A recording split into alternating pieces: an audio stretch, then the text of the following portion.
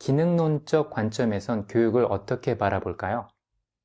기능론에선 모든 것이 각자의 역할이 있다고 생각하기 때문에 교육도 그에 걸맞는 역할을 해야 한다고 보는데, 기능론적 관점에선 교육이 사회의 안정과 질서에 기여하는 역할을 해야 합니다. 그래서 이번 강의에서 기능론적 관점에서 교육이 어떻게 사회의 안정과 질서에 기여하는지에 대한 내용들을 살펴보도록 하겠습니다.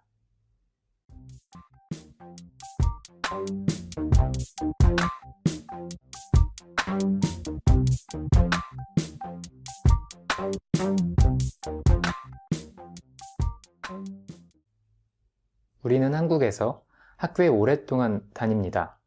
초등학교부터 시작해서 대학교까지 다니면 기본적으로 16년을 다니고요.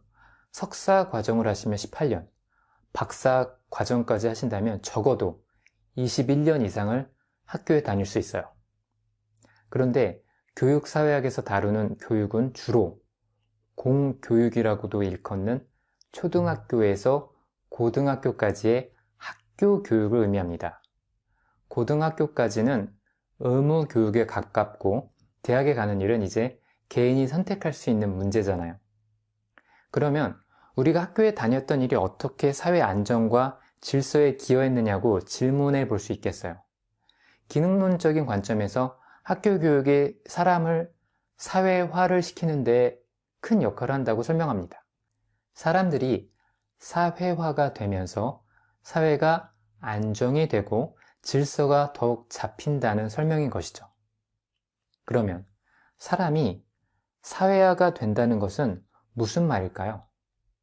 사람이 사회화 된다는 것은 사람이 사회에서 살기에 적합한 사람이 된다는 뜻입니다.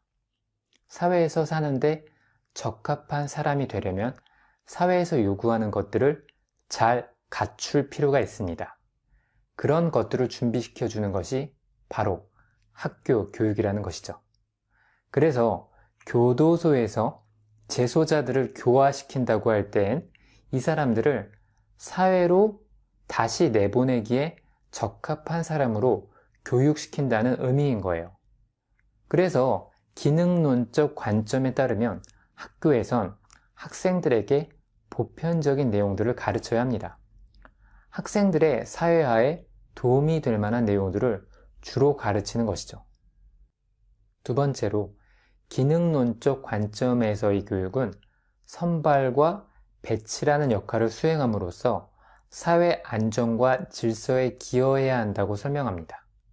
이 사회가 안정적으로 지속되기 위해서는 수많은 종류의 다양한 일들을 수행하는 사람들이 필요합니다. 그럼 이 사람들을 선발해야 되잖아요. 그래서 그 일에 적합한 사람을 선발할 때의 기준이 필요하고, 그 기준에 부합하는 사람들을 양성하는 역할을 바로 교육이 수행한다는 거예요. 또 어떤 사람이 어떤 새로운 역할을 맡아야 될 때도 교육이 그런 그 사람을 준비시켜 주기 때문에 사람들을 적재적소에 배치할 때도 교육이 중요한 역할을 수행한다고 보는 겁니다.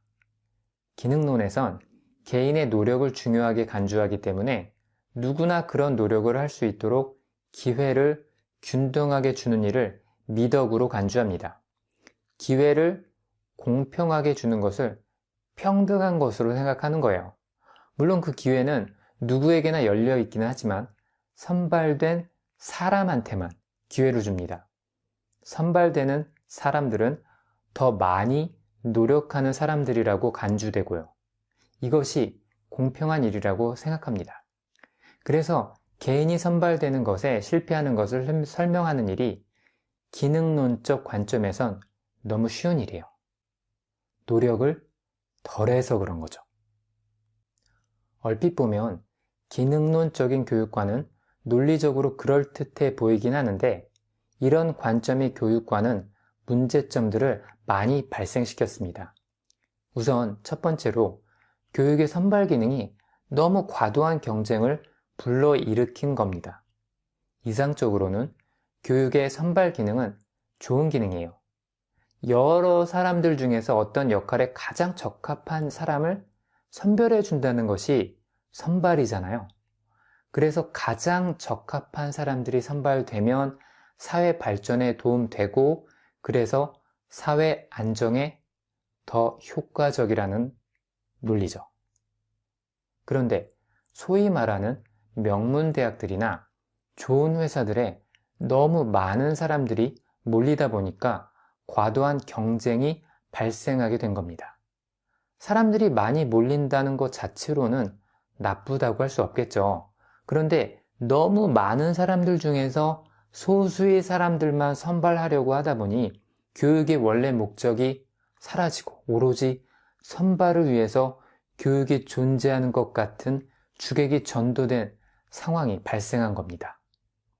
9급 공무원 시험 경쟁률이 40대 1이 넘잖아요. 중등 임용고시도 평균 10대 1이 넘죠.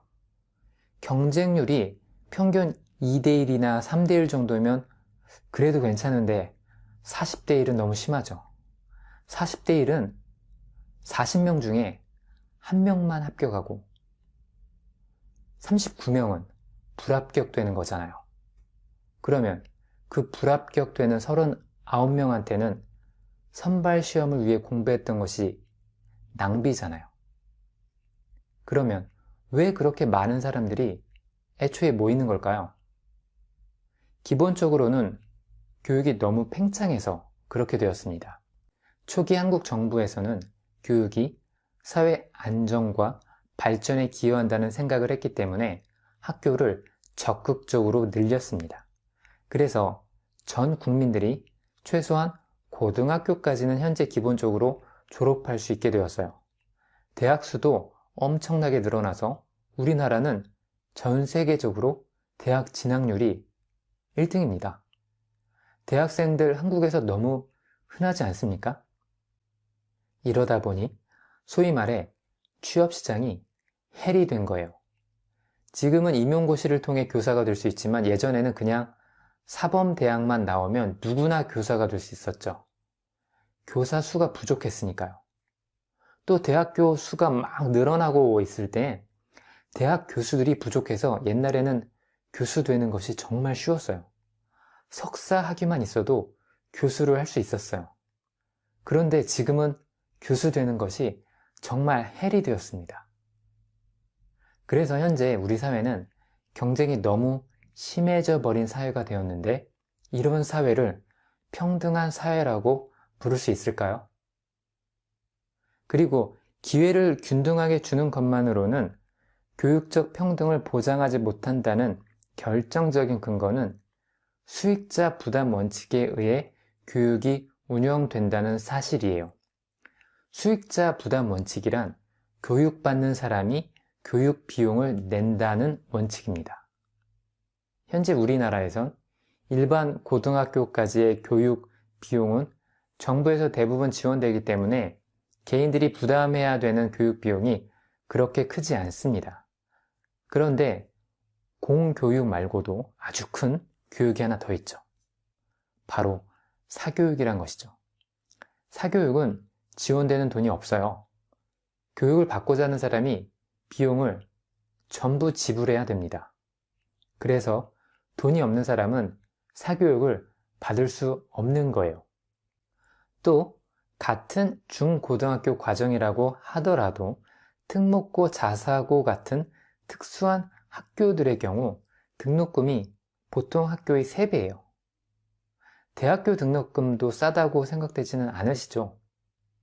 돈이 없으면 대학에 다닐 수 있는 지적 능력을 갖추고 있더라도 등록금을 내지 못해서 갈 수가 없는 거예요. 돈이 있느냐, 없느냐에 따라 교육을 받을 수 있는 기회가 결정이 된다는 것인데 이걸 과연 교육적 평등이라고 부를 수 있는 건지에 대해 생각해 볼 필요가 있습니다.